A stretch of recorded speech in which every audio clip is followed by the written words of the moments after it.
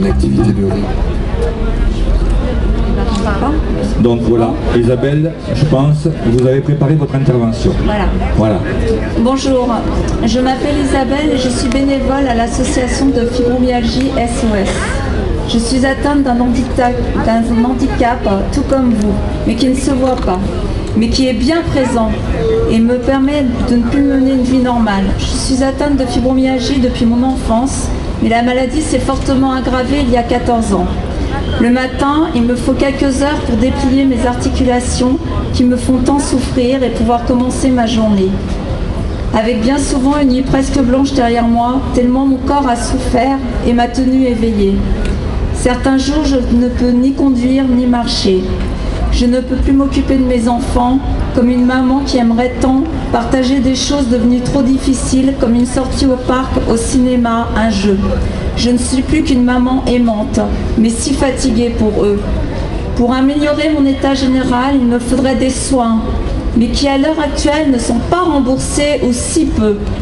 Il faudrait une reconnaissance de la maladie pour accéder aux soins comme dans toute autre maladie chronique et supprimer les dépassements qui crèvent le porte-monnaie. Se soigner n'est pas un luxe. Mais comment payer tout cela quand on ne peut déjà pas boucler les fins de mois, simplement pour garder un toit et avoir de la nourriture à chaque repas? Après 3 années d'arrêt maladie, je suis passée en invalidité avec une pension de 360 € par mois.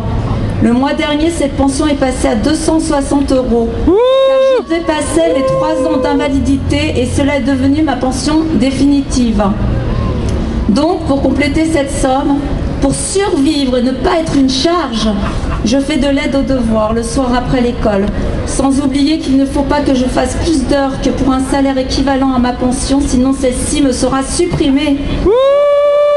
Et ceci au détriment de ma santé et de mes enfants, pas le choix.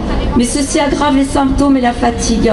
Qui pourrait vivre avec cette somme sans demander de l'aide au Resto du Cœur ou autre institution charitable qui aide les laissés pour compte de la société? Eh bien nous, fibromyalgiques, nous sommes les laissés pour compte de la médecine et de la société. Quand nous travaillons, il existe un SMIC, salaire minimum obligatoire pour vivre.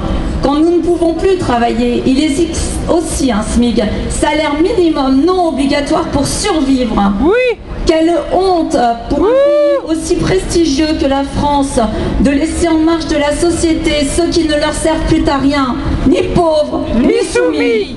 Quelle honte pour un pays aussi... Pardon. Quelle honte pour un pays aussi prestigieux que la France de laisser en marge de la société ceux qui ne leur servent plus à rien. Quelle honte pour un gouvernement de ne pas aider ceux qui ont cotisé pendant des années pour les caisses de l'État.